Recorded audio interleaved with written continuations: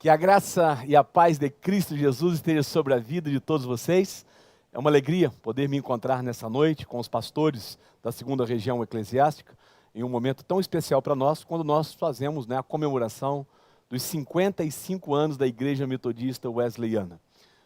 Não poderíamos deixar passar em branco esse momento, e creio que seja muito oportuno esse nosso encontro, uma vez que nós estamos iniciando exatamente nesse tempo, um novo tempo, um tempo dinâmico, um tempo de renovação, um tempo de começo e recomeços, especialmente para nós aqui da segunda região, nessa perspectiva de começarmos um novo episcopado e para a minha vida, de uma forma muito especial, a alegria de ter sido escolhido pela denominação e nomeado para estar com vocês aqui na segunda região eclesiástica nesse sexênio.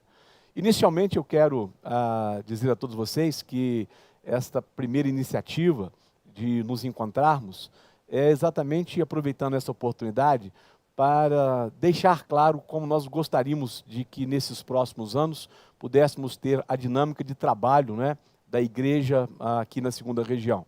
Esta questão da pandemia possibilitou-nos muito a descoberta desta possibilidade de nos conectarmos, de estarmos juntos, superando as distâncias. Aquilo que nós fazíamos apenas presencialmente, agora de uma forma bem mais técnica e também bem mais organizada, nós podemos fazer com mais vezes, não precisando haver um deslocamento de pessoas que vêm de uma região tão grande quanto a nossa. Essa semana, quando nós preparamos as artes para este encontro, também para o culto de posse, olhando lá ao mapa do Brasil, e nos norteando em relação ao tamanho da segunda região, eu pude observar quão grande, quão gigantesco é o nosso desafio, quão profundos são as necessidades de uma região extensa, que hoje ocupa uma parte considerável do território nacional, bem encravado no coração do Brasil, com os estados de Minas Gerais, Goiás, Distrito Federal e Tocantins, em uma grande desafio para os nossos ministérios nesse tempo de crescimento da igreja. Pude observar que nós estamos plantados exatamente no coração do Brasil. Se você olhar o mapa, você vai ver que nós estamos exatamente no centro do Brasil. E creio que deste centro sairá o mover de graça, a inspiração, a iluminação, a direção para um novo tempo da Igreja Metodista Wesleyana no Brasil e também fora dele. Creio que nós literalmente estamos começando tempos novos. E isto em decorrência do sexênio, em decorrência deste novo ano e em decorrência de uma nova sociedade que sai desta crise pandêmica também com novos princípios, com novas atitudes. Então, na realidade, nós temos um somatório de coisas novas acontecendo neste tempo. E entre elas, o início de um sexênio. E eu gostaria, nesse nosso encontro, de aproveitar para fazer duas coisas que eu acho que é muito importante para nós e que Deus tem colocado no meu coração para esta jornada de 6 anos. Eu não sei se vocês todos observaram, mas eu tive a alegria de ser levado ao altar da consagração por 2 obreiros que foram escolhidos assim a dedo e dentro de um propósito muito claro. O pastor Silmar e o pastor Maicon. 2 grandes amigos, representando para mim 2 gerações. Pastor Silmar, já à casa dos 70 anos, um homem que sempre me inspirou, me motivou, um homem que sempre teve uma palavra que muito acrescentou ao meu ministério e que para mim representa a geração que está deixando um legado. Aquela geração que iniciou a obra, como podemos reportar, aqueles 5 homens, 5 pastores que no dia 5 de janeiro de 1967, em Nova Friburgo, começa um novo trabalho, uma nova visão, a visão de um povo avivado, que tem a presença do Espírito e que usa os dons espirituais para se mover em todo o tempo e para se fazer a obra acontecer.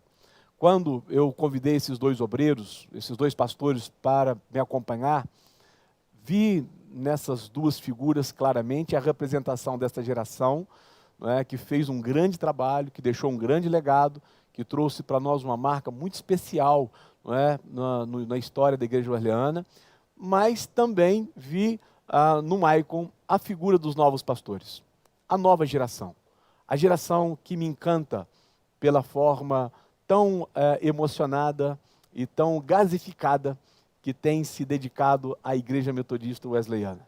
Então, nessa noite, eu quero aproveitar este nosso encontro para falar dessas duas gerações. Para, aqui neste momento, fazer uma menção honrosa aos pastores, e alguns deles ainda estão vivos nos dias de hoje, que participaram do ato de fundação.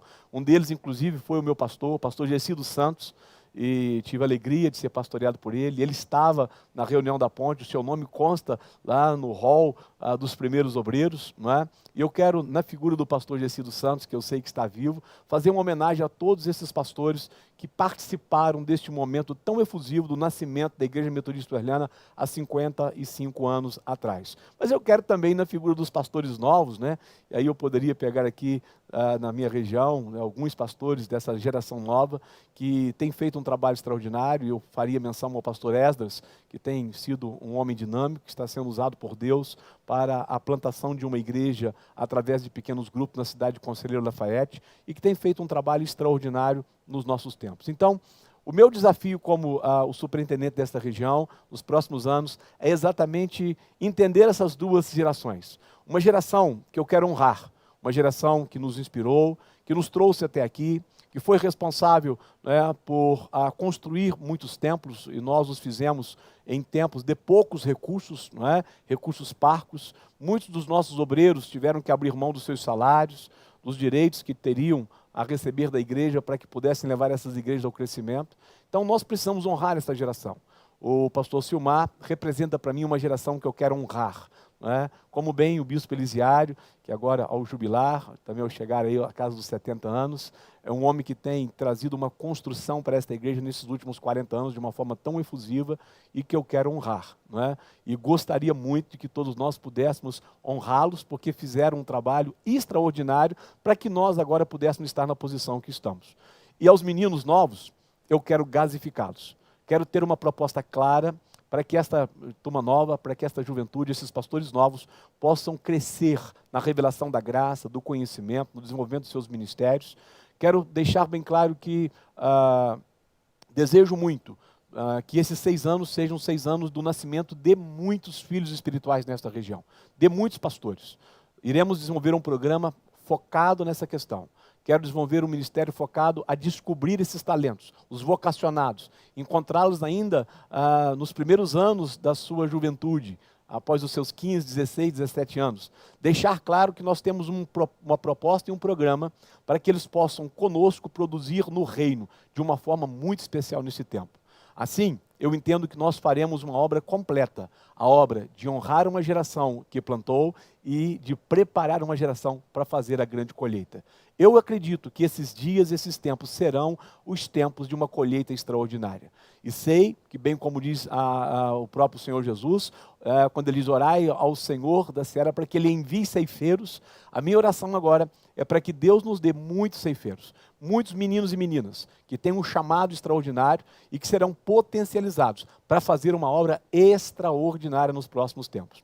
Para a geração mais velha, eu vou seguir aquela palavra de Jacó, quando Jacó encontra com seu irmão Esaú, e Esaú, depois daquela reconciliação, Esaú o convida a voltar para casa na companhia dos seus soldados, dos seus homens, e Jacó diz, olha, eu tenho um gado mais velho, eu tenho servos mais velhos, e eu vou andar num ritmo mais lento para que nenhum deles se perca nessa caminhada. A essa geração mais velha, eu preciso ter esse comprometimento de caminhar um pouco mais lento para que ninguém se perca, porque nós não queremos perder ninguém. Não queremos que ninguém seja descartado, inclusive aqueles que hoje talvez não tenham mais uma boa saúde para ofertar o seu trabalho à denominação como fizeram no passado. Mas os mais novos, eu quero gastar o dinheiro para poder comprar gás para eles. E eu quero que esses meninos corram. Há um ditado que diz aí, que é fruto de uma tradição católica, diz assim, devagar com andor porque o santo não é de barro. Eu tenho a dizer para vocês que essa realidade não se aplica a esta geração mais nova, por diversas razões. Primeiro, porque nós não somos católicos, nós somos metodistas, nós somos protestantes. Então nós não temos nem andor e nem santo.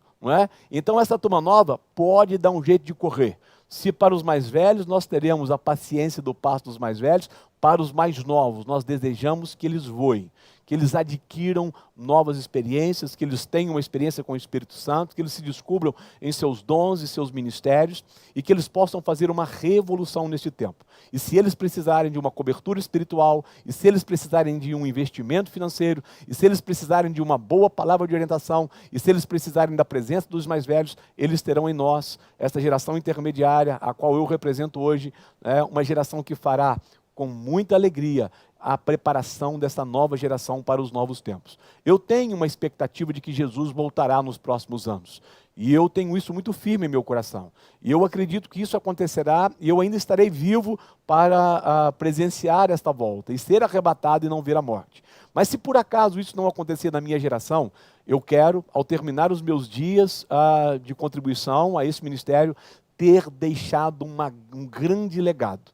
E não é um legado de templos, não é um legado de patrimônio, é um legado de homens e mulheres vocacionados para esta grande colheita. Se por acaso Deus não me der a graça de participar da geração do arrebatamento, eu peço a Ele que me dê a graça de preparar a geração que vai estar viva fazendo uma revolução espiritual no tempo deste arrebatamento. Quero dizer para vocês que, na perspectiva pessoal, sou wesleyano, nasci na igreja metodista wesleyana aos meus 12 anos de idade, me converti a Cristo em 1983 e eu tinha 12 anos quando tive uma experiência. Nasci na igreja wesleyana e nela estou durante todos esses tempos, todos esses anos, e pude com os meus olhos contemplar e encontrar e estar pessoalmente com muitos homens que participaram daquele momento do nascimento da igreja metodista wesleyana.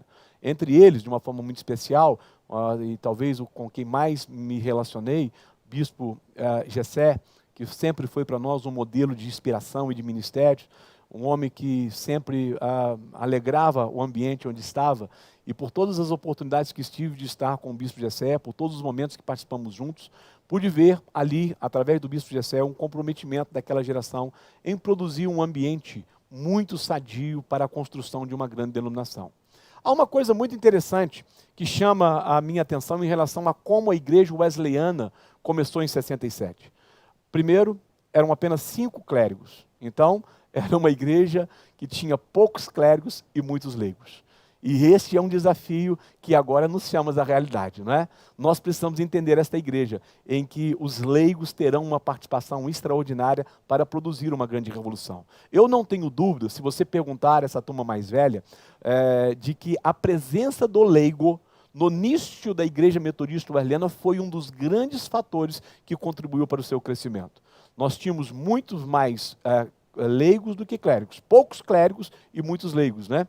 E esse ambiente é um ambiente que nós temos entendido para o nosso tempo. Nós entendemos que assim como a igreja wesleyana começou nos joelhos, né, nos trabalhos, nos braços dos leigos, este é um tempo de nós revigorarmos esta visão da participação e do empenho do leigo na grande missão de fazer a grande colheita, de produzir uma grande revolução espiritual.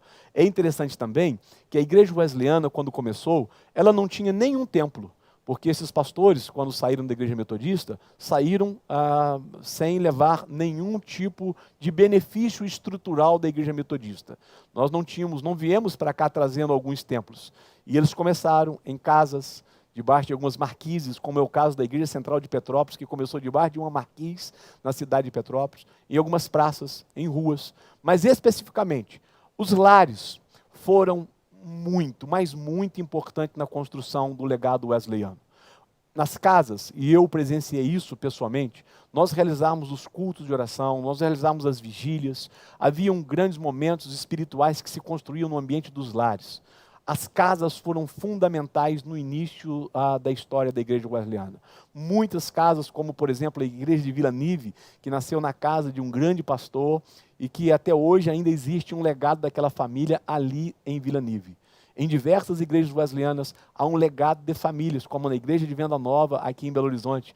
Em diversos lugares você tem a marca de famílias que começaram o trabalho dentro das suas casas. E eu entendo que esta também é a hora de nós retornarmos para as casas, de irmos em busca de novas casas, de novos lares, e através dessas casas produzirmos a maior colheita de todos os tempos, a grande revolução espiritual deste momento. Não tenho dúvida de que todos os homens que começaram esta história tinham uma grande visão, tinham no coração o ardor missionário, o ardor do Espírito, o envolver do Espírito. Todos eles estavam experimentando uma renovação espiritual extraordinária, e é isso que também nós buscamos para esse tempo. Nós desejamos que esta igreja tenha um reencontro com os dons espirituais, que ela se encontre em meio à sua espiritualidade, dando vazão ao Espírito, para que o Espírito possa trazer em nós aquilo que Ele quer fazer neste tempo. Então, quando dizemos que chegamos aos 55 anos e estamos iniciando um novo tempo, na realidade eu estou apenas fazendo menção ao reinício de uma nova igreja. Uma igreja que soube como começar, que começou muito bem, não é? Focado nos leigos, nas casas, com os dons espirituais, envolvido na vida do pastoreio, do cuidado, no discipulado. E isto foram decisões que influenciaram e que contribuíram de uma forma muito clara para o crescimento da nossa igreja. Hoje estamos chegando em um novo tempo. Começamos, como disse ainda há pouco, uma nova história da humanidade. Esta é a humanidade ainda dentro da pandemia, mas que daqui a alguns tempos serão conhecidos como a humanidade pós-pandemia. Então, este é o tempo de nós termos uma grande convicção de que podemos fazer algo extraordinário, assim como os nossos antepassados, há 55 anos atrás, sem esses recursos tecnológicos, sem os recursos financeiros que temos hoje, com pouquíssimos clérigos, com poucas pessoas que tinham a capacidade de produzir um ambiente de formação e, acima de tudo, de inspiração e de motivação, fizeram uma revolução. Então eu entendo que agora nós estamos sendo chamados a fazer uma revolução ainda maior, muito maior do que a revolução acontecida em 5 de janeiro de 1967. Agora é o tempo de iniciarmos a revolução de 5 de janeiro de 2022. 55 anos se passaram de história, de legado, de preço, de sangue, de lágrimas, de suor, de vidas, e agora estamos preparados para um tempo de muito, muito crescimento, sabendo o que vamos fazer, tendo uma convicção muito clara de que nós não vamos reinventar a roda, que nós não precisamos reinventar coisas, que nós não precisamos entrar no modismo que tomou conta de muitas igrejas e denominações e que já estão se apagando depois de passar um certo tempo. Nós temos uma tradição. O nosso compromisso, o meu compromisso é de firmar claramente as convicções de Wesley. Tenho um compromisso com a teologia wesleyana.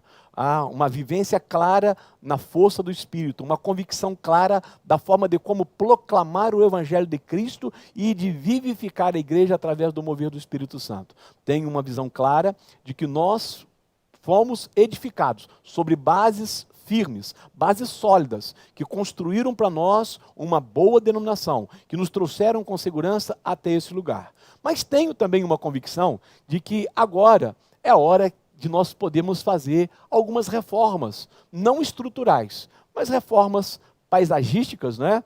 Reformas que poderíamos dizer levam a esta igreja a ter uma face, a ter uma apresentação um pouco mais contextualizada com esta sociedade que estamos vivendo.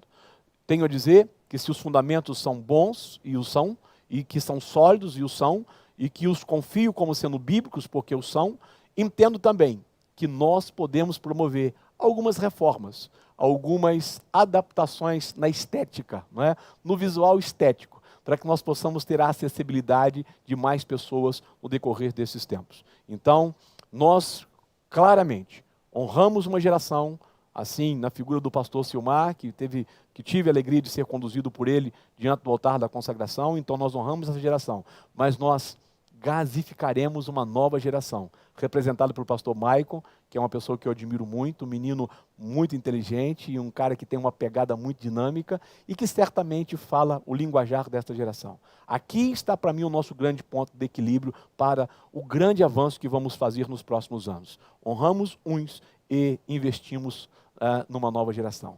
Damos a uma geração a honra e damos ao outro a nossa experiência, a nossa contribuição e, acima de tudo, né, a nossa cobertura espiritual para que esses meninos cresçam nesses próximos tempos de uma forma muito especial.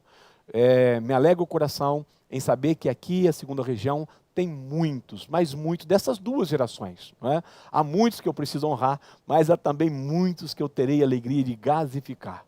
Existem no nosso meio homens que certamente já deram uma grande contribuição, como existem meninos que estão nascendo agora e que farão algo extraordinário nos próximos tempos. Então, a você que é pastor, você que cuida do seu rebanho, olhe para essa turma e veja estes novos que estão dentro das suas igrejas, que você pastoreie, que você cuide, veja neles os homens que farão a revolução nos próximos anos. Aqueles que conosco irão somar de uma forma extraordinária para que a nossa igreja possa ter um resultado muito acima da média que outras têm tido ou que vem tendo nesse tempo. Por quê? Porque nós temos tudo para fazer isso acontecer. Temos uma boa tradição, temos uma boa teologia, temos uma boa estrutura, temos condições e recursos financeiros para poder fazer isso e temos homens e mulheres chamados e vocacionados para fazerem acontecer.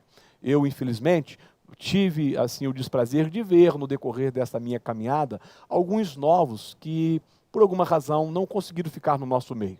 Alguns que foram descartados, alguns que talvez não foram compreendidos. Eu sei que às vezes os jovens têm uma visão e às vezes um ímpeto um pouco maior do que o nosso, e sei que muitas vezes no zelo de não querer se comprometer à estrutura, a gente prefere às vezes descartar os mais novos. Mas eu tenho entendido claramente que o meu ministério, a minha vocação, o meu chamado nesta região tem a ver com esses dois pilares, com esses dois tempos, com essas duas gerações, com esta igreja multigeracional.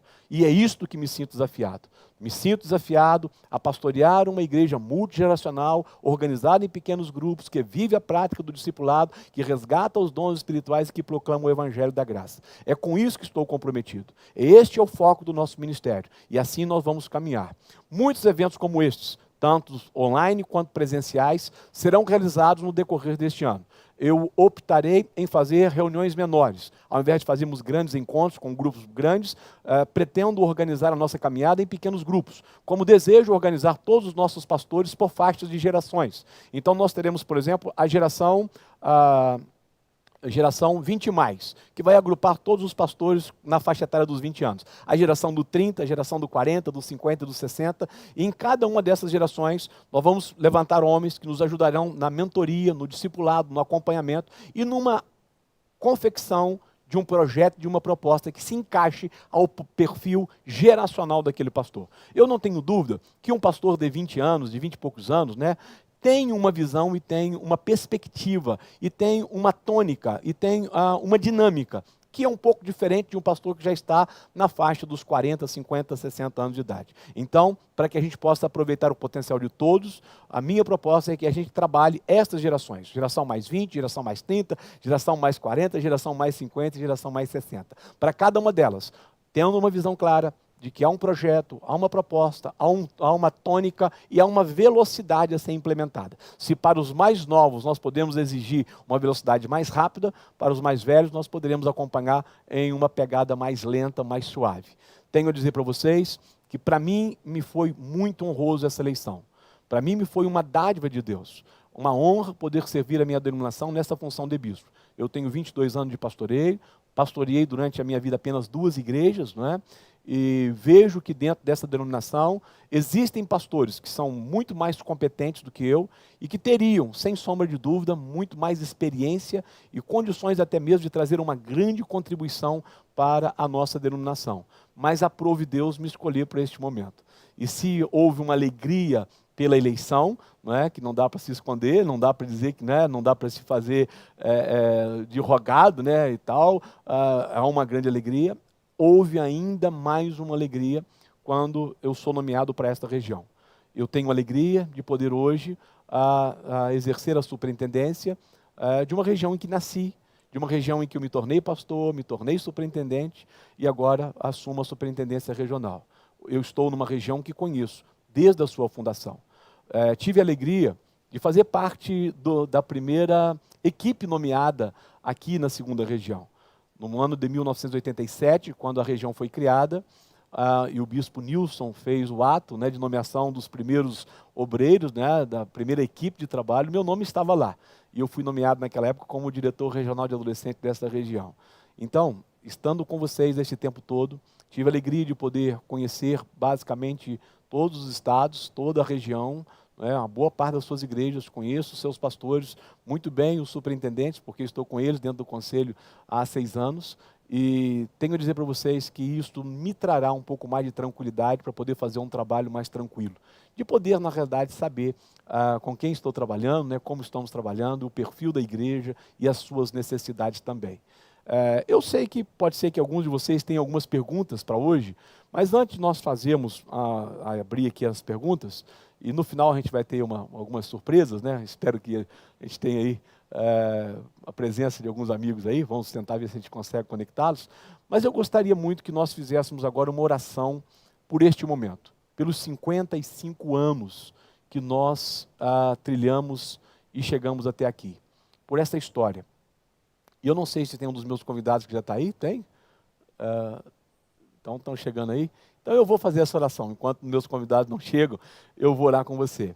E eu quero nesta oração agradecer a Deus pelo legado destes homens, pelo trabalho, pelo incansado ministério exercido à frente desta região e por tudo que foi feito até eu chegar. Especialmente pela vida do bispo Elisiário, que com muita graça conseguiu conduzir essa região nestes 6 anos. E que me entrega uma região muito bem organizada, preparada para dar um grande salto de crescimento. Vamos orar? Senhor, eu sou grato a Ti pelos 55 anos da Igreja Metodista Wesleyana. Por poder, nesse tempo, fazer parte desta história e, acima de tudo, Senhor, de somar-me com os obreiros que aqui estão para um novo tempo que se começa e que se inicia em nossa denominação. Agora, Senhor, temos um grande desafio. As bases foram colocadas, os fundamentos, Senhor Deus, foram bem firmados.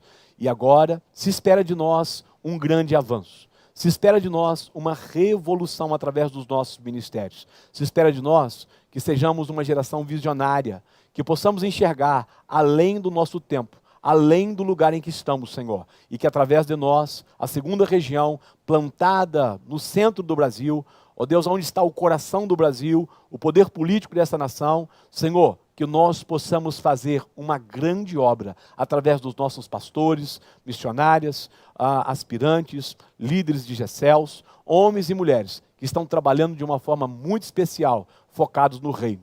Senhor, entendemos que esta é a nossa missão e somos gratos pelos 55 anos vividos até agora, numa experiência de grande crescimento, de acima de tudo, Senhor, uma denominação firme, em propósitos firmes, Senhor, que se prepara para o tempo da maior colheita de todos os tempos. Obrigado por esse tempo e pela oportunidade que o Senhor me dá de ter esses pastores, suas famílias, as suas igrejas empenhados em uma grande revolução espiritual que vai acontecer a partir de nós. Por tudo, lhe somos gratos no nome de Jesus. Amém. Quero dirigir uma palavra a alguns que podem, neste momento, não estarem tão inspirados ou tão motivados como eu estou e como alguns estão comigo neste momento. É possível que o desgaste da caminhada, os problemas enfrentados no percalço ministerial, nessa caminhada ministerial, tenha trazido ao seu coração algum tipo de tristeza, tenha deixado algumas marcas. É possível que você mesmo, em alguns momentos da sua vida ministerial, esteja inquirindo a Deus sobre o seu chamado, sobre a sua vida e sobre as perspectivas futuras. Para esses pastores que entendem que não estão perfeitamente motivados, né, que estão aí literalmente sem gás, eu quero pedir a vocês que tenham um pouquinho de paciência, porque a esses pastores eu quero também dedicar um tempo especial. É muito interessante, eu acho que todos vocês já tiveram essa experiência, né? Principalmente se você estiver numa cidade mais quente, um lugar de clima mais quente, aqui em Belo Horizonte de vez em quando se esquenta o tempo, e às vezes você precisa do ar-condicionado e de repente você liga o ar-condicionado do teu carro e ele não funciona. E aí você logo pensa, bom, estragou o ar-condicionado, já aconteceu comigo algumas vezes. E aí eu chego numa casa especializada e eles dizem, não, acabou o gás, o senhor precisa colocar um novo gás. Eu sei que alguns dos nossos pastores acabaram o gás. E para aqueles que acabaram o gás, a gente vai ter que levar para uma oficina. A gente vai ter que parar o carro um pouquinho. A gente vai ter que colocar uma estrutura ou uma ferramenta, né? Um tempo, uma palavra, uma ação ministerial um pouco mais eficiente. Então, eu tenho uma convicção muito clara que há em nosso meio alguns pastores que estão sem gás. Que o gás literalmente acabou. E que eles estão andando no calor, né? No sufoco, suando. Porque quando não tem gás, se sua, não é? Então existem muitos dos nossos que estão assim. tentando pegar o vento, pegar a brisa, porque não tem mais o ar para poder caminhar. A esses pastores, eu quero deixar uma palavra muito clara. Não se esconda, não entre para dentro de uma caverna, não tenha dificuldade de expor a sua realidade. Quero aqui de antemão, né, já antecipar algumas informações que serão mais precisas no culto de posse, mas o bispo Elisiário ficará conosco na segunda região.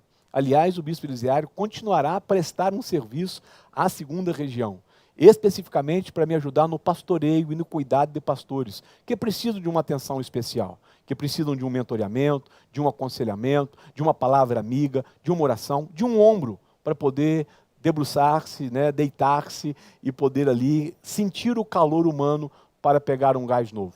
Então, se você faz parte dessa turma que está um pouco meio desanimada, sei que alguns às vezes também ficam assim um pouco meio frustrados, porque eles gostariam de ter um reconhecimento que às vezes eles acham que não tem, né? E de ter às vezes uma oportunidade que acham que não tem. Eu já tive isso também, já passei por este momento na minha vida em alguns momentos, mas eu descobri uma coisa que me foi muito especial nesses últimos anos. É muito bom você exercer uma função regional, geral, como eu tive a alegria de exercer. Mas é muito bom quando nós aprendemos a encontrar a alegria das nossas vidas, nos nossos ministérios locais, nas nossas igrejas locais. Quando a alegria do ministério passa a ser uma parte viva de todos os nossos dias. Quando você chega num dia de domingo e você toma aquele banho de tarde e diz, estou indo para a minha igreja para pregar aquela mensagem, hoje vai ser um culto extraordinário, né? Hoje vai ser muito top. E isto é algo, irmãos, que não tem preço. Não tem função, não tem cargo, não tem posição que possa pagar ou ocupar este lugar nas nossas vidas. Se exercia algumas funções à frente desta região, do distrito e a mesmo a nível geral, nenhuma delas nos últimos anos me alegrou mais do que a minha experiência pastoral com a minha igreja local. O preparar aquela mensagem, o me preparar espiritualmente para aquele culto, o me arrumar, o entrar para o quarto, o colocar o sapato, a alegria de dizer, estou indo para um lugar como se eu estivesse indo para um parque de diversão sendo uma criança. Aprendi isso com o pastor Pedro Estrela, que é um dos meus mentores espirituais. Ele diz, você precisa fazer do seu ministério como se fosse um parque de diversão. E eu tenho aqui, estou dentro da igreja do industrial, da primeira industrial, tenho diversos obreiros que estão aqui nessa noite aqui presencialmente, e eles sabem dizer isso. Para mim, aqui sempre foi o meu parque de diversão. Aqui, por muitas vezes, eu vim ministrar estando extremamente mal de saúde. Por diversas vezes, eu saí deste púlpito aqui para ir para um hospital. Mas eu sabia que aqui eu me encontraria em um ambiente de alegria. Não pastoreei essa igreja por obrigação.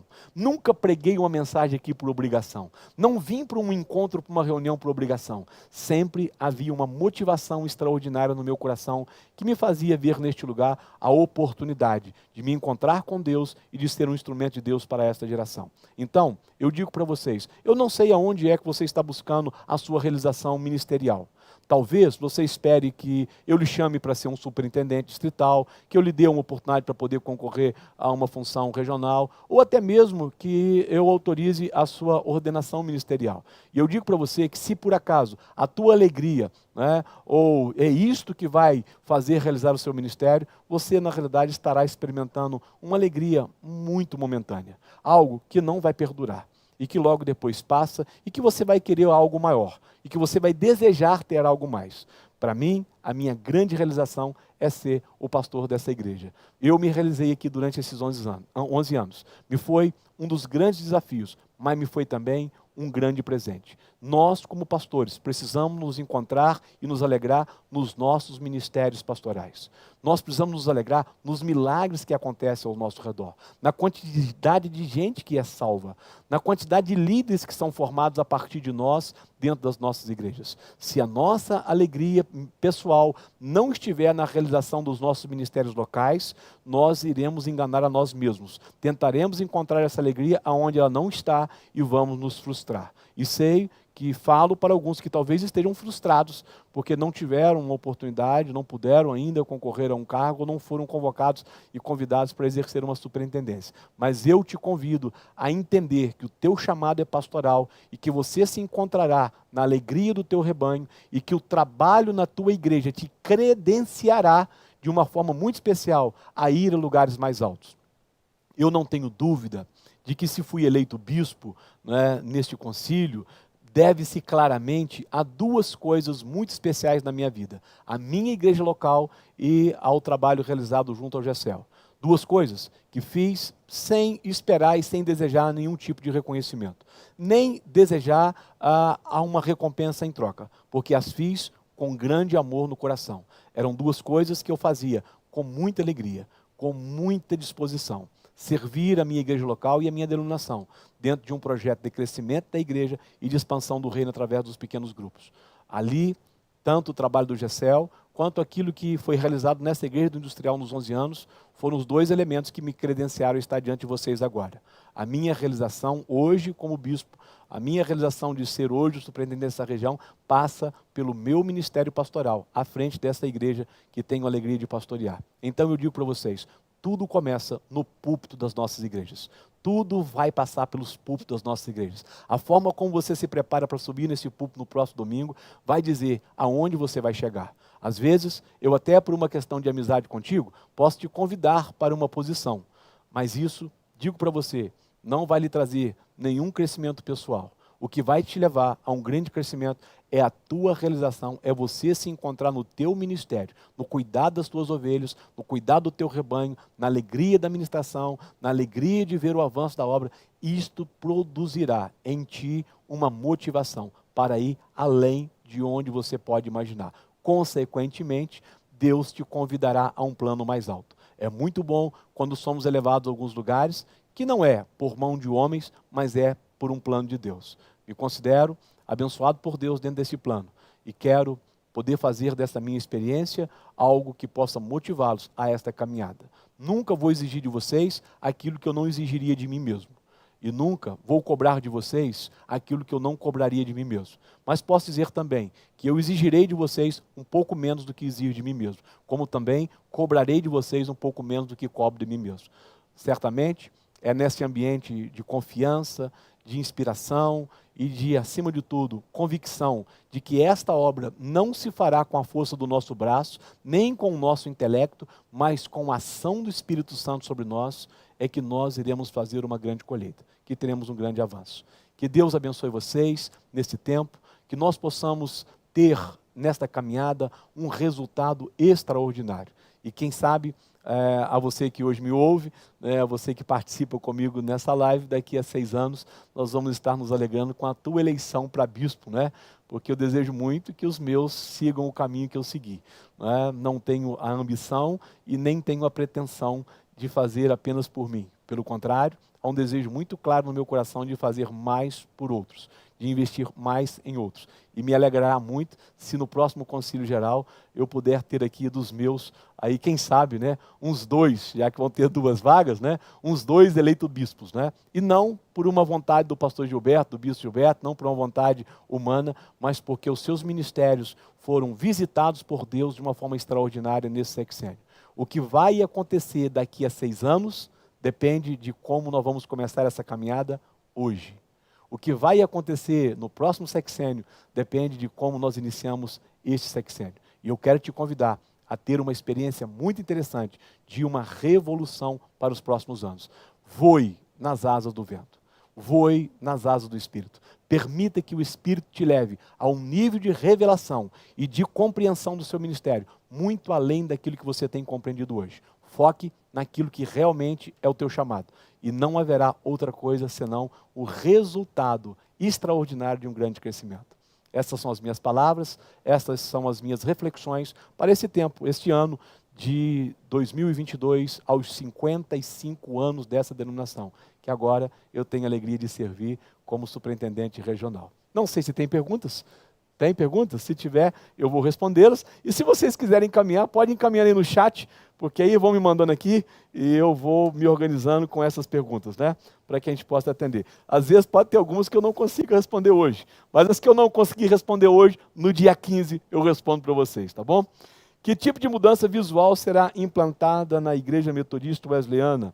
Muito boa essa pergunta. Eu creio que esta é uma geração que se conecta pelas redes sociais. Nós sabemos disso. E nós precisamos ter uma comunicação visual, uma comunicação social, uma comunicação extraordinária para também alcançar essa geração. Então, no dia 15, eu estarei nomeando para liderar esse ministério de comunicação, de mídia, de redes sociais, alguém que realmente tem um grande potencial, que vai trazer uma grande contribuição, que vai somar-se com outros, porque não vai ser o trabalho de uma única pessoa, mas de uma grande equipe, que vai nos levar a pensar a Igreja Metodista Wesleyana nesse novo tempo, nessa nova visão e nessa nova perspectiva. Então, haverá sim um investimento forte nessas áreas da mídia, haverá sim uma construção de um visual desta igreja. Eu pretendo muito que Deus me dê a graça de construir com vocês uma identidade no decorrer desse sexênio. Não só uma identidade visual, mas também uma identidade ministerial. Que nós falemos a mesma língua, que nós caminhemos a mesma caminhada, a mesma trajetória, para que nós também possamos ter os mesmos resultados. A primeira igreja do Industrial, será para nós um modelo de igreja a ser seguido. Então, eu escolhi exercer esse ministério episcopal, essa liderança, a partir de modelos.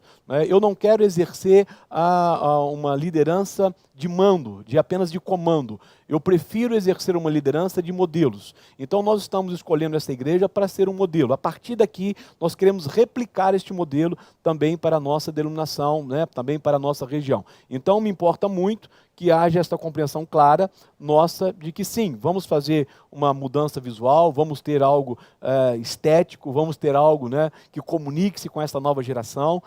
Como eu disse bem na minha palavra, para mim os fundamentos são sólidos e eles não serão mexidos. Nós vamos dar uma cara nova àquilo que pode ser repaginado, ao visual que pode ser modificado, ao layout que pode ser trabalhado, preservando as estruturas. Então, eu respondo que o visual será, sim, um dos nossos grandes desafios e nós vamos responder isso com uma boa equipe que vai nos ajudar nessa construção deste visual para a região. Qual será a dinâmica dos pastores, de pastoreio de pastores, na ideia geracional das gerações, geração mais 20, geração mais 30, mais 40, muito boa pergunta. Vai ser também uma proposta que eu vou trazer para vocês escrito, mas a nossa ideia é de agrupar esses pastores por essas faixas etárias, em cada uma das suas gerações, e nelas nós vamos levantar alguns deles para que sejam os mentores dessa geração. Então vamos pensar aqui, a pergunta aqui até é do Esdras, não é isso? E eu acho que o Esdras, não sei se vocês podem me ajudar aí, já tem 30 anos? Ele ainda está na geração dos 29, 30, não sei. Já passou dos 30? Está ficando velho, hein, cara? Pois é. Então, vamos pensar aqui no Esdras da geração dos 30. De repente, nós temos lá o Esdras, mais uns 2 ou 3, que irão ser os mentores, que vão trabalhar a mentoria dessa geração. E o que eles vão fazer? Eles vão se conectar da sua forma, eles vão se contextualizar dentro da sua visão, eles vão auxiliar as suas igrejas, os seus ministérios, a se inspirarem uns nos outros, e vão produzir uma grande rede de relacionamento. Quando você fala comigo sobre pastoreio, sobre discipulado ou sobre mentoria, eu digo para vocês o seguinte, claramente, relacionamentos saudáveis, relacionamentos frutíferos, relacionamentos que possam produzir um ambiente de inspiração e de motivação. Então, essas gerações serão sim agrupadas nas suas faixas etárias, nos seus tempos de idade, aí, nos tempos em que estão vivendo, nas suas gerações mais, dentro e, acima de tudo, sendo cuidado por aqueles que nessa geração compreendem, entendem e estão vivendo os mesmos desafios. Quais os caminhos para uma igreja local nesses 6 meses, é isso? Nesses 6 anos, quais os caminhos para uma igreja local nesses 6 anos? Eu acho que eu até já tinha aqui respondido essa fala, quando eu disse para vocês que nós vamos fazer a partir da primeira igreja do Industrial um modelo a ser replicado nas demais igrejas. Então o que eu pretendo para as igrejas da segunda região? Que nós façamos aqui nesta igreja um laboratório, e nós temos feito isso no decorrer desses anos. Então aqui nós somos hoje uma igreja organizada em pequenos grupos, que temos investido na prática do discipulado, que estamos resgatando os dons espirituais, que estamos proclamando o Evangelho da Graça e estamos construindo uma igreja geracional. É lógico que nós ainda não estamos com os modelos prontos, porque eles estão todos em processo de construção. Mas a ideia é de que a partir daqui nós possamos ser uma referência para as demais igrejas locais, para que elas possam também avançar nessa perspectiva geracional, pequenos grupos, discipulados, a vida dos dons espirituais sendo resgatados e o Evangelho da Graça sendo proclamado. Esses são os 5 pilares fundamentais do nosso ministério nesses 5 anos. Uma igreja multigeracional, organizada em pequenos grupos, vivendo a prática do discipulado, resgatando os dons espirituais e proclamando o Evangelho da Graça. Esse será o modelo que nós vamos ofertar para as igrejas locais e vamos procurar acompanhá-las no desenvolvimento. Esse ano terá encontro de igrejas presencial? Sim, nós vamos começar alguns encontros. Posso já dizer para vocês que estamos trabalhando, né, se Deus assim nos permitir, e não houver uma mudança em relação às questões da pandemia, eu desejo fazer um grande retiro da família pastoral este ano. E talvez nós optemos em fazer isso no segundo semestre, para que a gente possa já pegar um tempo mais quente, um ambiente mais agradável. E a ideia é que nós tenhamos um grande encontro da família pastoral, além de nós termos uma grande conferência de GECEL, que será organizada no mês de junho desse ano, como também iremos produzir algumas imersões, com grupos menores de pastores, com a faixa aí de 40, 50 pastores, pensando na organização de um projeto ministerial para esses pastores, pensando no conhecimento da graça, pensando na dinâmica dos pequenos grupos. Então, iremos ter, sim, diversos eventos presenciais, alguns em pequenas organizações, em pequenos grupos, e outros talvez em um público maior, nessa dinâmica de atender aí, principalmente a família pastoral. Não é?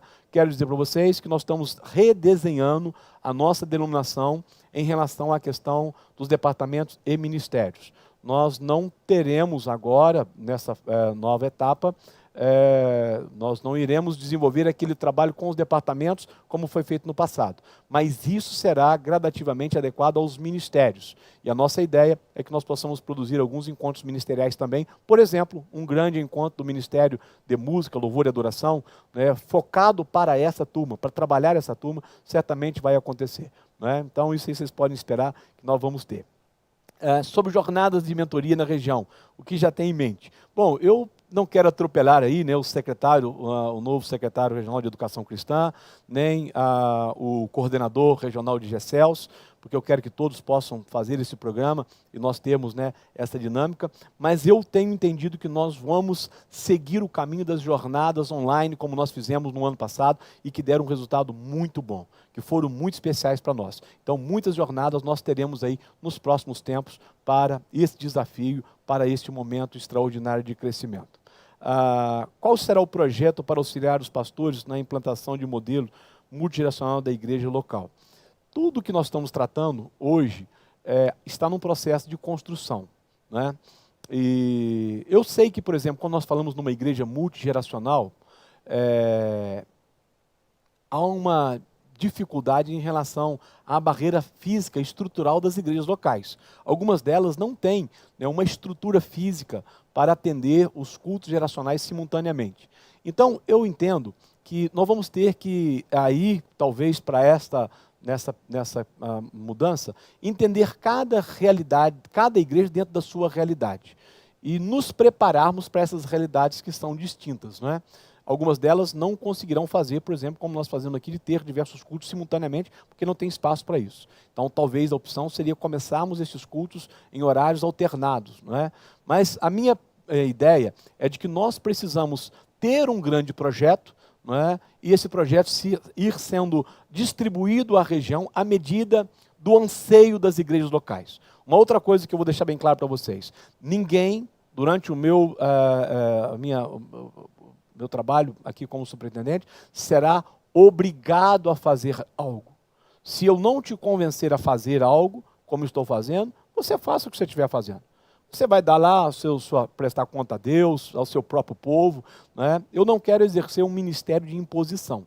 Eu quero exercer um ministério de influência, de convencimento pelos resultados. Então eu sei que algumas igrejas, talvez no primeiro momento, não consigam atender a estas propostas que nós estamos trazendo. Então, eu vou fazer, já no mês de março, um primeiro encontro com os pastores. Eu ainda não resolvi se vai ser aí das 10, das 12 ou das 15 maiores igrejas. Eu quero me assentar com esses homens para que nós possamos conhecer a realidade dessas igrejas maiores da região e começar por elas uma proposta, né, de adequação a esse novo modelo. Talvez as 10 maiores igrejas da região tenham uma condição melhor de começar a fazer uma mudança, porque por serem as maiores, têm uma estrutura física, um recurso financeiro e uma capacidade humana talvez um pouco melhor do que as menores. Então, ainda não existe um plano todo orquestrado, mesmo porque eu quero construir esse plano com o Conselho Ministerial Regional. Né? E nós ainda não temos o novo Conselho Ministerial Regional da 2ª Região. E a partir da nomeação dos superintendentes, dos superintendentes distritais, nós teremos esse conselho e a possibilidade de então trabalharmos, né, algo mais claro. Mas já existe sim uma ideia de que nós vamos começar aí pelas maiores igrejas. Ainda não sei se vamos começar com as 10 maiores, com as 12 maiores, com as 15 maiores, porque elas, por serem as maiores, têm a possibilidade de implementar um projeto mais rápido. Chegando aí, vou lá. Pastor Marcos Silva, lá da 4ª, eu acho que lá da 4ª região. Como será trabalhada a mudança cultural na 2ª região? Pastor, nisso que disse, eu pretendo trabalhar isso a partir dos pequenos grupos de mentoria, de discipulado, nesses encontros com os pastores nessas igrejas agora no primeiro momento com as igrejas maiores, depois se vamos fazer um encontro com as 10 maiores, depois as 10 que estão abaixo das maiores e assim por diante. Seguimos uma ordem de trabalho. Eu acredito muito no trabalho com pequenos grupos. Eu acho que o êxito do nosso trabalho passa nessa perspectiva de organizar as pessoas, os pastores e igrejas em grupos menores e trabalharmos esses grupos a partir da sua realidade. E produzirmos um projeto que não seja escrito pelas minhas mãos, porque eu acho que as pessoas têm uma facilidade maior de abraçar um projeto quando elas fazem parte da construção desse projeto. Eu tenho uma clara convicção de que tem uma linha que quero seguir, aonde quero chegar.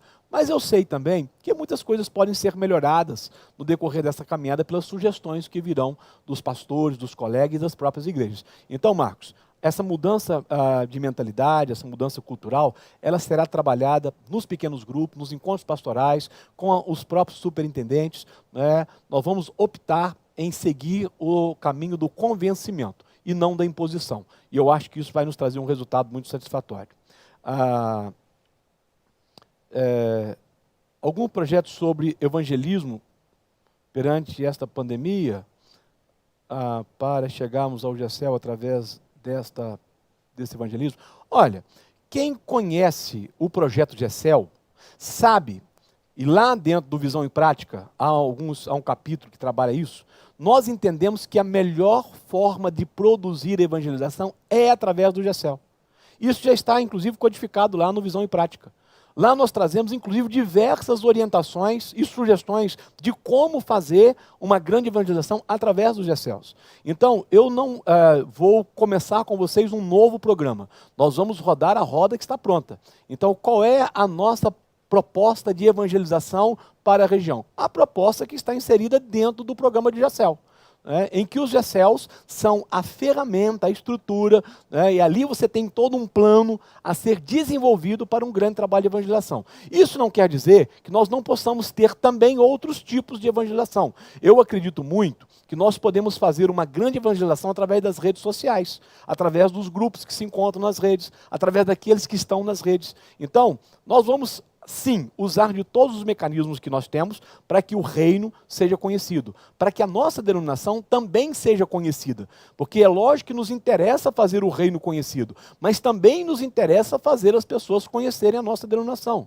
Estamos desenvolvendo um projeto para Brasília, é a capital do poder, é a capital da nossa nação, e nós precisamos de uma igreja muito consistente em Brasília. Nós precisamos de uma igreja no plano piloto. Então, eu já estou elaborando um grande projeto para isso, que vai passar muito pelas redes sociais, que vai passar muito pela comunicação social das pessoas através das redes, para que nós possamos ali produzir uma grande igreja. Então, não há dúvida que sim, muitos projetos evangelísticos serão implementados, mas sempre a partir dos pequenos grupos, porque eles são a melhor forma de nós fazermos acontecer.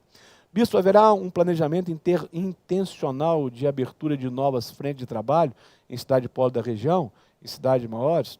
Olha, eu mais uma vez respondo para vocês na mesma perspectiva. O nosso programa de crescimento chama-se GECEL.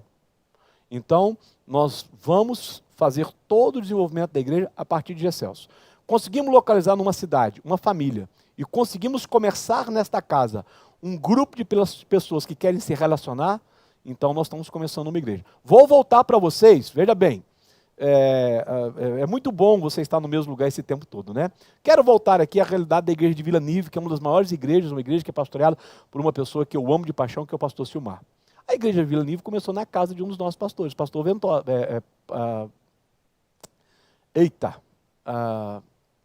Ele já falecido, me fugiu o nome. O cara que tive a oportunidade de presenciar tanto tempo, né?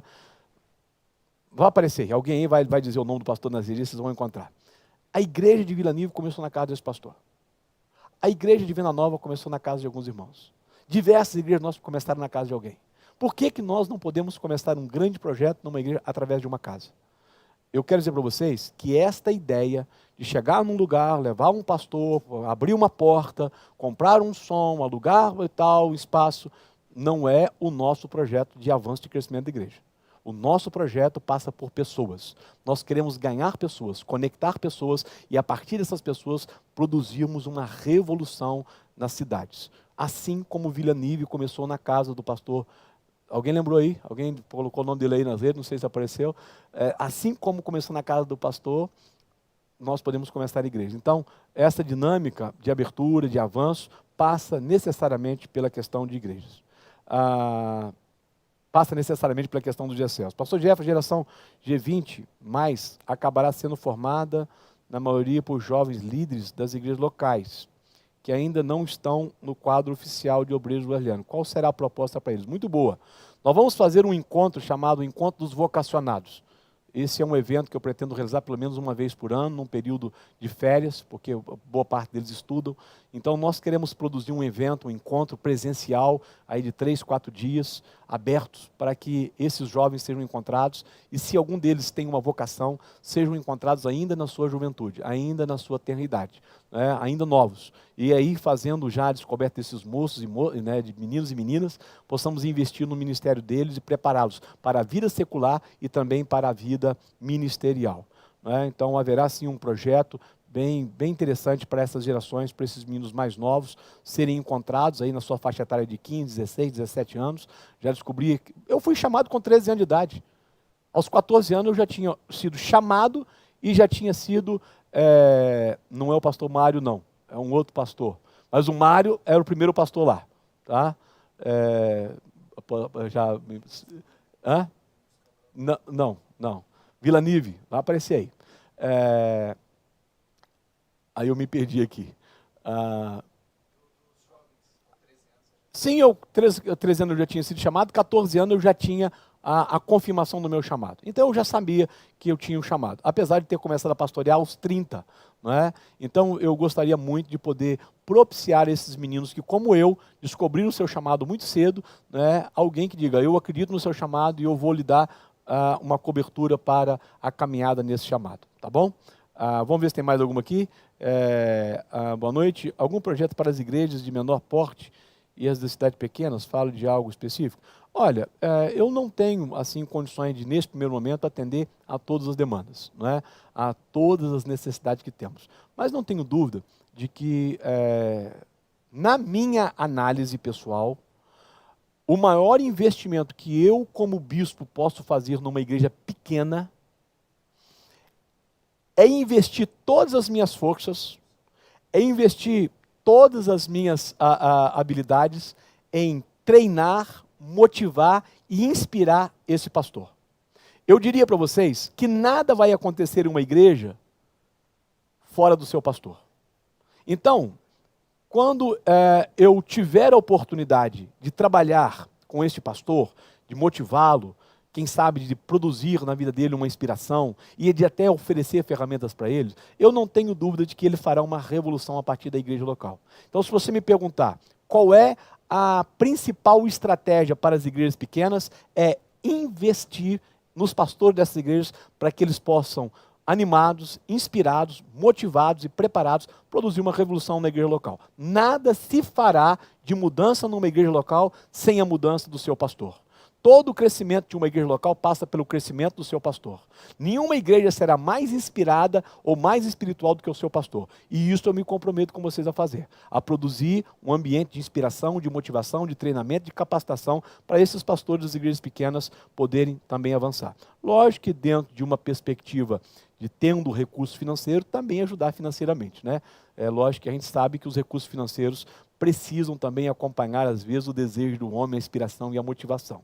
Dentro das nossas limitações, havendo capacidade, nós vamos fazer aí um investimento nisso. Como tem sido a sua experiência da ação social no GECEL? Muito boa pergunta do pastor Edilton. Para nós também foi aqui na Igreja Industrial uma forma muito interessante de cuidar das pessoas. Porque como as pessoas agora estão dentro dos GECELs, lá dentro se sabe melhor da sua realidade e muitos GECELs atendem às necessidades dos membros, das pessoas ou até de um conhecido, sem precisar usar a estrutura da igreja. Isto é algo que também mudou a nossa realidade social aqui na Igreja Industrial. Então hoje nós não temos mais aquele grande movimento de levantamento de cestas básicas, de alimento, de doação aqui na igreja, porque quase toda a necessidade da membresia é atendida via GECEL.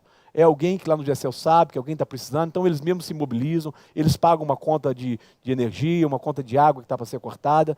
Essa realidade da dinâmica da igreja em pequenos grupos, ela produz uma transformação da mentalidade da igreja, mas ela produz também uma transformação da ação da igreja, porque a igreja fica mais próxima das pessoas e atende às suas necessidades mais rapidamente. Bom, eu não consegui ver aqui se... ele foi o primeiro pastor de lá. Mas a igreja começou na casa de um outro pastor, pastor Feitosa. Eu sabia que ia aparecer o nome. Isso aí, é a casa do pastor Feitosa. Na casa do Feitosa começou a igreja de Vila Nive, não é? Um homem que tive a alegria de conhecer pessoalmente, que se tornou um grande pastor da nossa denominação. Então, só para poder citar esse exemplo, não é? A casa do Feitosa virou uma grande igreja. Não é? A casa da Maria, a casa da Teresa, a casa do João, a casa do Pedro, a casa do Paulo, a casa do Marcos se transformará numa grande igreja nos próximos anos. É assim que acredito, porque vejo claramente que não é que estamos criando uma fantasia, é apenas olhando para trás e vendo que foi possível caminhar desta forma e chegar até aqui. É possível fazer um contato aí com os bispos? Alguém tem essa possibilidade de tentar ver o contato deles aí para mim?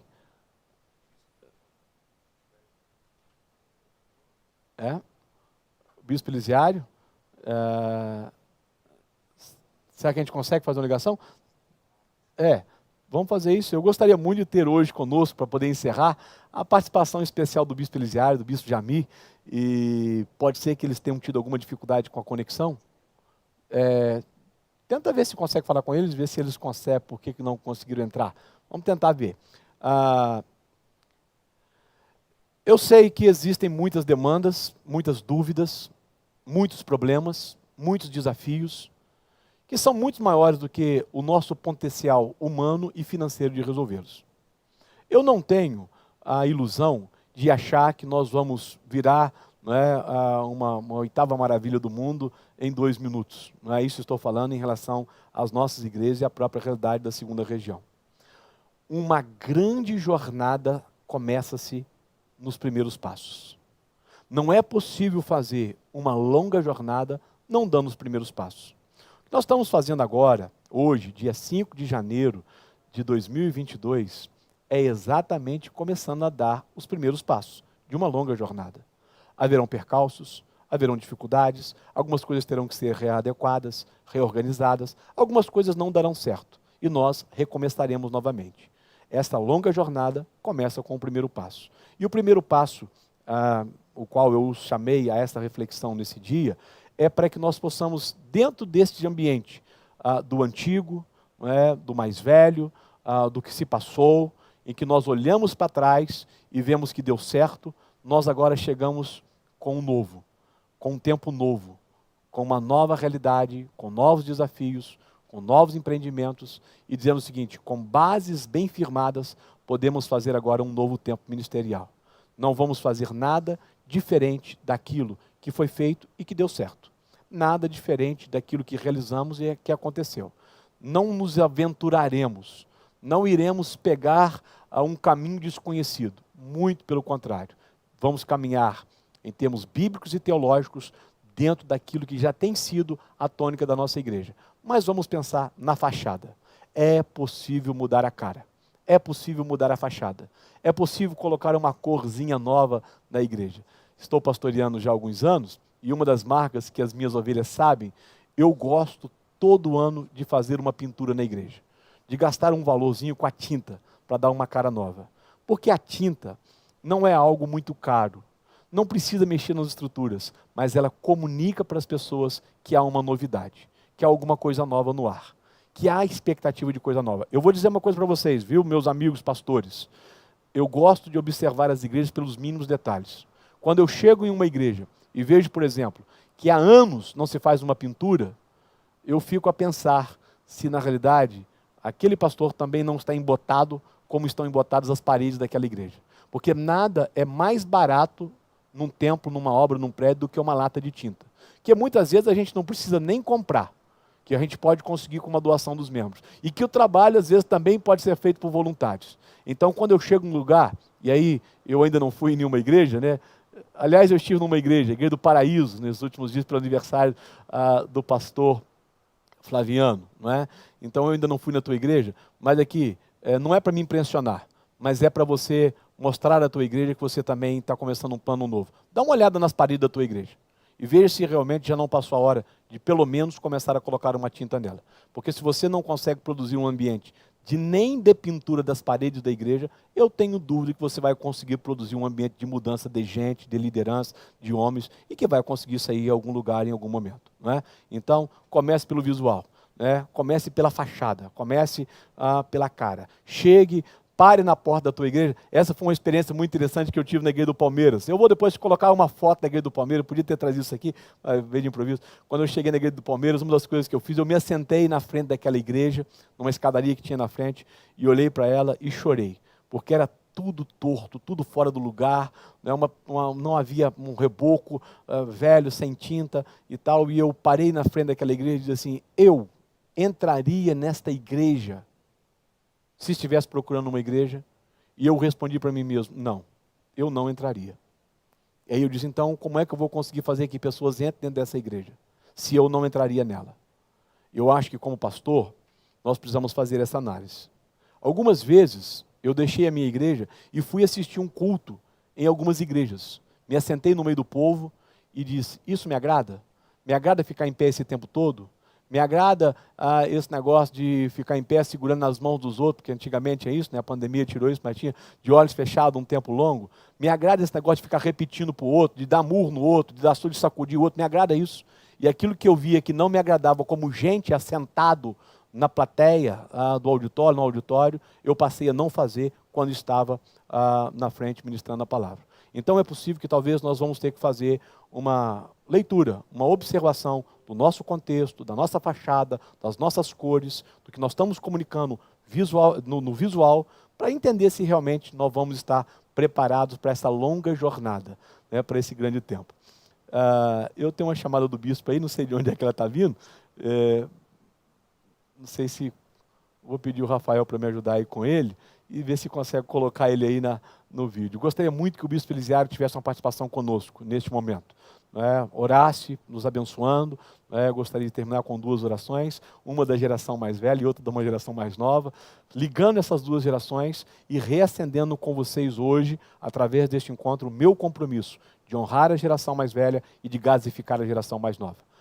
Não sei se estão tentando aí. Tem mais pergunta? Não sei se tem mais perguntas. Se tiver, eu quero falar um pouquinho sobre o nosso encontro do dia 15 de janeiro, que é o culto de posse. Nós teremos um grande evento aqui na primeira igreja do Industrial. E todos vocês, pastores, são os nossos convidados. Será um evento fechado. Não temos condições de fazer um evento aberto, porque é limitado o nosso espaço, né? E nós não temos a capacidade de receber tantas pessoas. Então eu priorizei até agora deixar apenas o convite para o culto de posse para os nossos pastores lá no grupo dos pastores. Então, se você deseja estar conosco presencialmente, será um culto inspirador, motivador, um culto participativo, de muitas alegrias. Você poderá fazer a sua inscrição. Agora, você precisa fazer a sua inscrição. porque só vão entrar aqueles que estiverem conectados na inscrição. Então eu preciso que você faça a inscrição.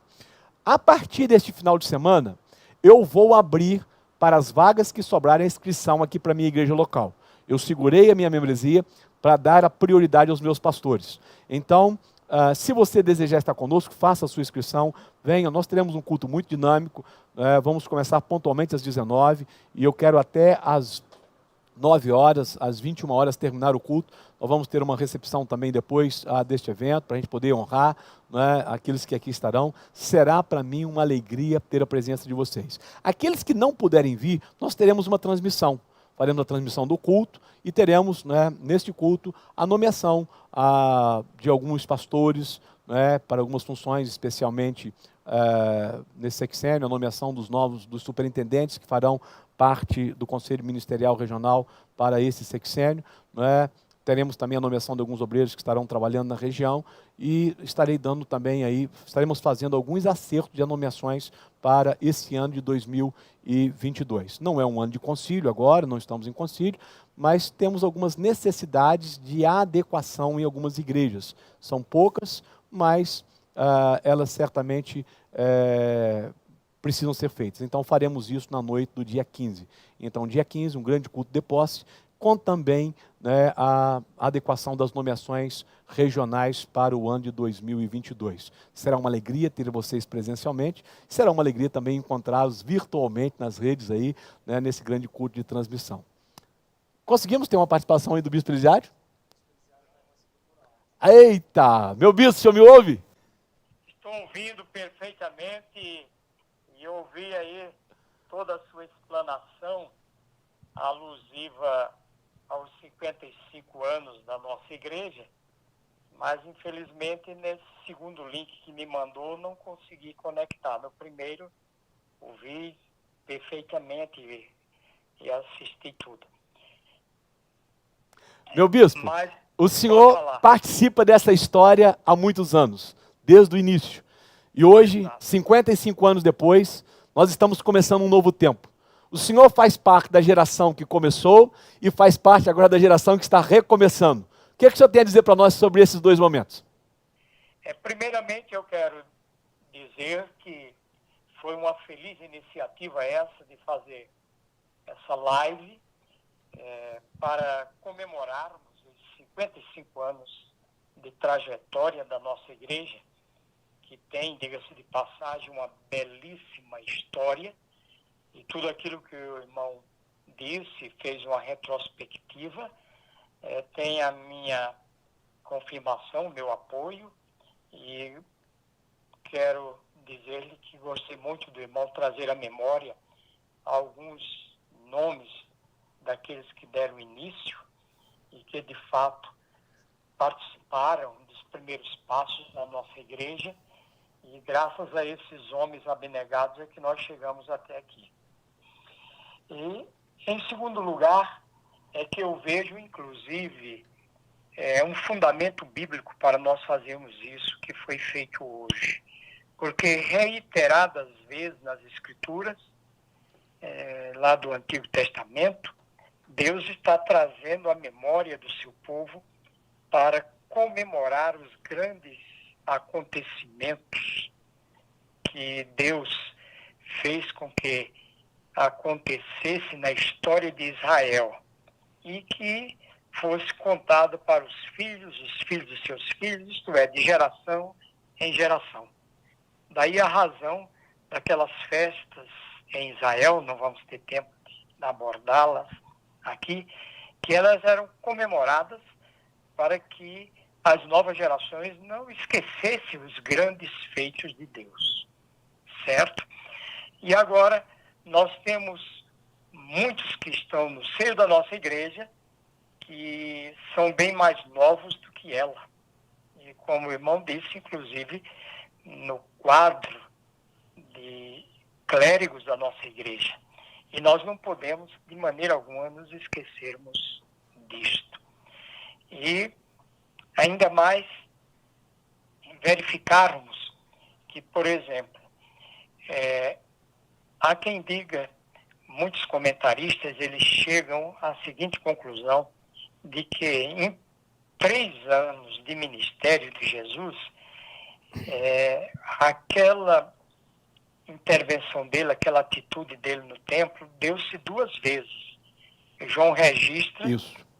no início do ministério dele e os evangelhos sinóticos registram no final. Porém, os estudiosos dizem que houve 2. Eu creio assim, bispo. Eu acredito que foram 2 intervenções também. Exatamente. E os estudiosos mostram que há, inclusive, diferença entre a primeira e a segunda. Isso prova que todos nós, vez por outra, temos que fazer um balanço da nossa vida para verificarmos como é que nós estamos caminhando. E a igreja não é diferente quanto a isso. O tempo aqui é exíguo, mas eu gostaria de finalizar dizendo o seguinte. Quando nós lemos o livro de Zacarias, que foi um profeta pós-exílio, e ele veio naquela leva dos que voltaram de Babilônia, e ele, além de ser profeta, ele já era antes sacerdote, ele teve 6 visões que Deus lhe deu, cada uma com as suas devidas particularidades. Mas eu quero me prender à sua 5ª visão, que está registrada no capítulo 4 de Zacarias, e ler apenas aqui uns 2 ou 3 versículos, onde diz assim: e tornou o anjo que falava comigo e me despertou como a um homem que é despertado do seu sono. E me disse: que vês? E eu disse: olho, e eis um castiçal todo de ouro e um vaso de azeite no cimo, com as suas 7 lâmpadas, e cada lâmpada posta no cimo tinha 7 canudos. E mais adiante, ele pergunta para o anjo, e falei e disse ao anjo que falava comigo, dizendo: Senhor meu, que é isto? O próprio profeta não estava entendendo aquele novo tempo, sabe, bispo? E a resposta do anjo, então, foi essa que nós já conhecemos. Então respondeu o anjo que falava comigo e me disse: não sabes tu o que isto é? E eu disse: não, Senhor meu.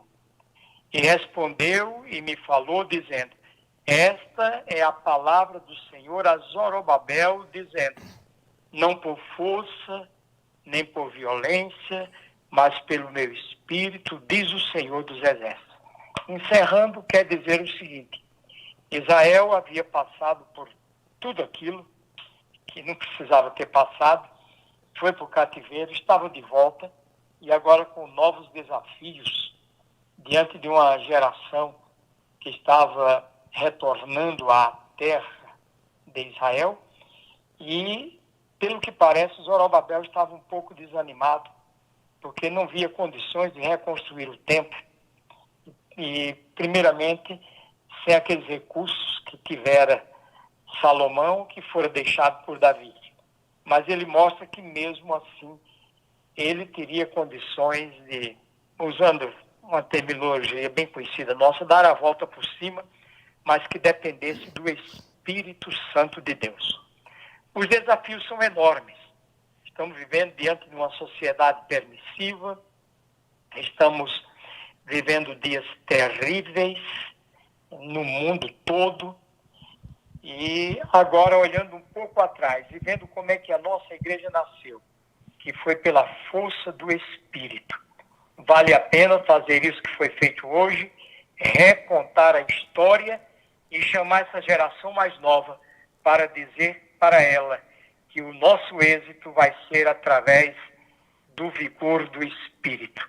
Aquele gás que o irmão disse que quer dar a essa geração mais nova. Saiba, ele vai trazer resultados desde que nós nos voltemos como os pioneiros da nossa igreja e dependamos do Espírito Santo de Deus. É isso que eu desejo para o irmão, como o novo superintendente da 2ª região, e a todos aqueles que vão estar debaixo do seu pastoreio como bispo desta região. Porque não é por força, não é por violência, mas é pelo Espírito de Deus. Foi Ele que nos trouxe até aqui. É isso que eu queria dizer. Muito bom, meu bispo. Hoje eu li lá o livro que o senhor me dedicou, que é o livro do senhor dos 365 dias.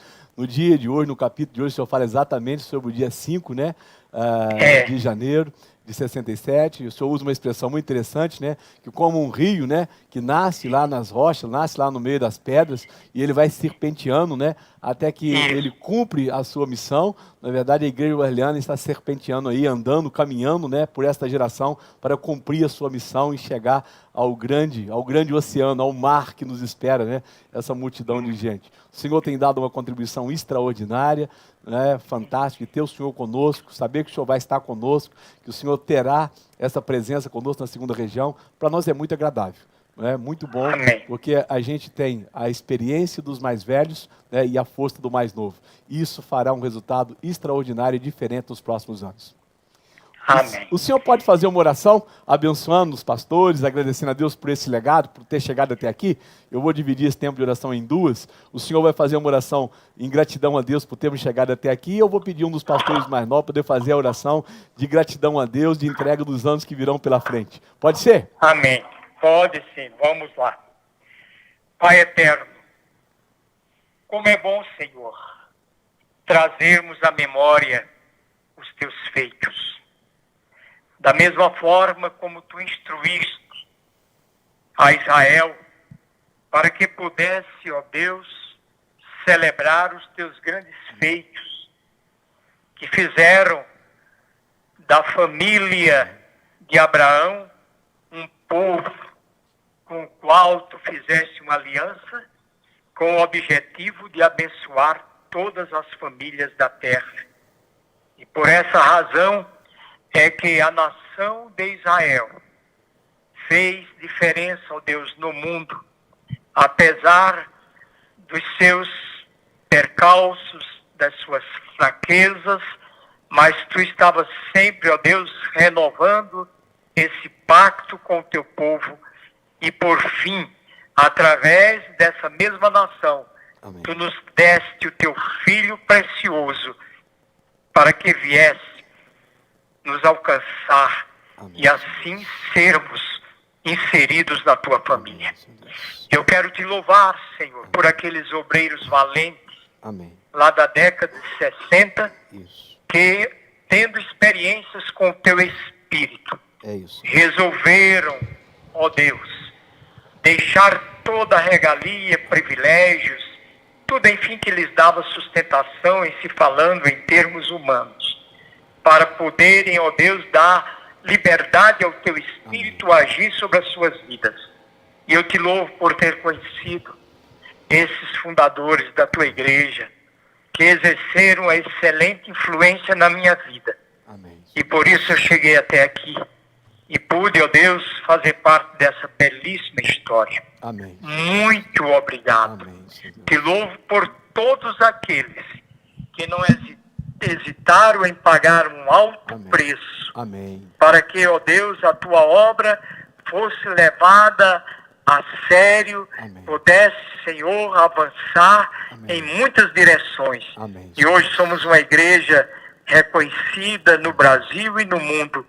E esses homens, muitos deles já não mais entre nós, mas, ó Deus, foram fiéis à tua chamada. Amém. Muito obrigado. Amém. E que os remanescentes permaneçam, Senhor, unidos e servindo como convém. Amém. Em nome de Jesus. Amém. Meu bispo, obrigado. O senhor é o meu pai, meu mentor, meu amigo, meu companheiro. Que Deus abençoe o senhor me inspira, o senhor me motiva, o senhor me alegra, né? E seja bem-vindo a um novo tempo, a um tempo de um grande trabalho e, acima de Amém. tudo, de muita comunhão espiritual. Obrigado pela E me participação do alegro senhor. aí pela sua palavra muito oportuna nesse dia. Deus o abençoe. Obrigado, meu bispo. Amém. Deus abençoe o senhor também. Amém. Paz. Bispo Elisiário é um pai que Deus me deu a graça de ter, mais um pai entre muitos que tem, né? Além do meu pai físico também, né? tem sido um grande honra na minha vida, um pai espiritual como o Bispo Elisiário, e que representa para mim bem essa geração que cumpriu uma missão extraordinária à frente da igreja. Eu quero convidar aqui do meu lado, até agora, assim, nós não pensamos nisso, não casou, mas a geração mais velha, né, falou por telefone. A geração mais nova fala presencialmente, não é mesmo? Então aqui do lado, o pastor Rafael representa os pastores mais novos, né? A turma do gás, né? O caminhãozinho do gás. Vamos comprar gás e vamos botar gás. E aí, meu pastor, fala um pouquinho para essa turma sobre a sua expectativa e, acima de tudo, o que você enxerga, qual a sua perspectiva para esse tempo, né? E depois você vai fazer uma oração agradecendo a Deus e colocando nas mãos do Senhor essa caminhada que nós vamos ter pela frente. Boa noite, meus irmãos, que alegria ter contato aí com vários amigos e eu enxergo grandes bênçãos aí para os próximos anos. Temos trabalhado com o GECEL nesses últimos anos e enxergo que tudo vai acontecer por meio dos relacionamentos, por meio dos pequenos grupos, por meio da mesa. Nós enxergamos que tudo começa na mesa e fomos inspirados aí nos últimos meses para uma igreja multigeracional que se comunica com todas as gerações, uma igreja que não perde nenhuma geração. Temos também investido muito nos pequenos grupos, no discipulado, resgatando os dons espirituais, porque nós entendemos que uma igreja que não se move por dons, ela vai se mover por donos, né? E sabemos o quanto isso é prejudicial. Então, nós queremos resgatar os dons espirituais, os 5 ministérios, nós queremos também ver Cristo nos púlpitos, o evangelho que salva, que resgata, que lava, o evangelho que comissiona, o evangelho que glorifica. Nós queremos ver o evangelho da graça nos nossos púlpitos. Então, expectativas lá no alto, expectativas 1000, bispo. Amém, eu creio nisso. E quero agradecer a vocês nessa noite, ao Bispo Elisiário, representando a geração mais velha, ao pastor Rafael, representando a geração mais nova, e agradecer a todos vocês que se conectaram. A nossa proposta era produzir um ambiente nesse tempo, né, de conhecimento, de, acima de tudo, podermos aproveitar esse dia para uma reflexão passada e para uma projeção futura, não é? E isso vai nos fazer muito bem, sempre lembrar do passado e pensar no futuro. E eu gostaria muito de que todos vocês que participaram, que estão aí, se sentissem, né, parte deste ministério, se sentissem parte deste projeto, se sentissem participantes dessa nova história. Estamos abertos a receber sugestões, né? Eu fiz uma pesquisa aí com os pastores, uma boa parte dos pastores responderam essa pesquisa, para a gente poder entender o que está acontecendo com vocês. Quero dizer para vocês o seguinte: há em nosso coração uma alegria por este tempo e uma disposição para fazer uma grande revolução a partir de todos vocês, né? Eu vou pedir ao pastor Rafael que agora apresente a Deus os nossos planos e os nossos projetos e a nossa caminhada. Eu sei que não será fácil, mas eu sei que será de vitórias. Em meio às lutas, sempre há as vitórias. Em meio às adversidades, sempre há a presença de uma graça que nos faz avançar além dos nossos limites humanos. Então, olha, nessa oração, eu quero apresentar o seu ministério, quero apresentar a sua igreja local, quero apresentar a Cristo também a sua caminhada. Se você estiver agora, quem sabe, passando por aqueles momentos de dúvidas, né, quem sabe de incertezas, será um tempo também de nós agora nos espiritualmente conectarmos e dizer: Senhor, nós não queremos apenas a bênção para uma pessoa ou para um grupo de pessoas. Nós queremos uma bênção para todos, que todos sejam abençoados, que este seja um tempo de todos, que este seja um tempo para o mover de Deus na vida de todos, e que Deus nos dê a graça de uma grande caminhada vitoriosa. Eu vos convido a fazer uma caminhada extraordinária, que começa hoje, aos 55 anos de idade desta igreja, para uma jornada que virá pela frente, com muita graça e muita glória, com muito êxito e muitos resultados. E no que depender de mim, eu farei de tudo para que tenhamos uma igreja mais leve, uma igreja mais suave, uma caminhada mais tranquila e, acima de tudo, uma perspectiva geracional de compreender as gerações e de fazer acontecer através delas. Então o pastor Rafael vai fazer essa oração e com ela eu abençoo a sua vida, abençoo o seu ministério, declaro a bênção de Deus sobre este novo tempo que começa hoje. O amanhã começou hoje. O amanhã começa hoje. Hoje começamos uma nova jornada para um tempo extraordinário de crescimento, de multiplicação e de avanço do reino. Contigo. Amém. Eu convido você a curvar sua cabeça aí na sua casa. Vamos orar juntos e interceder por esses próximos anos. Senhor, nós te agradecemos, ó Pai, te louvamos, te adoramos, ó Deus, por tudo que o Senhor tem feito nesses anos, nesses 55 anos de Igreja Metodista Wesleyana, Pai. Agora, ó Deus, como foi proposto, eu oro, ó Deus, para os próximos anos. Nós não queremos ficar apenas olhando para trás, mas olhar para trás, ó Deus, para entender esse legado, ó Deus, compreender, ó Deus, as bases e olhar para frente, ó Deus, para fazer a leitura do que a sociedade, ó Deus, se tornou e de forma com que possamos apresentar Cristo para essa sociedade, ó Deus. Diante disso, ó Deus, eu apresento todos os projetos da segunda região ao Senhor, Pai. Nós, ó Deus, já oramos, ó Deus, pela graça do Senhor, ó Deus.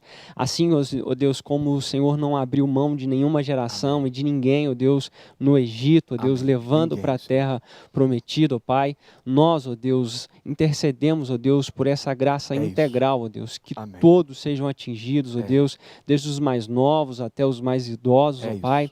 Eu oro, ó Deus, por todos os ministérios regionais, ó Deus, por cada líder, cada SD, pelo Bispo Gilberto, pelo Bispo Elisiário, ó Pai. Nós entregamos e pedimos graça, ó Deus, que o Senhor abençoe tudo, ó Pai, que o Senhor, ó Deus, nos ensine em todos os momentos, que o Senhor, ó Deus, multiplique e faça muito além, ó Deus, do que pedimos ou pensamos. Essa é a minha oração, em nome de Jesus. Amém e amém. Deus abençoe vocês e agora eu espero vocês no dia 15 para um grande culto de posse, com muita graça, muita alegria e muita revelação de Deus nas nossas vidas. Até breve, até o próximo encontro, se Deus quiser.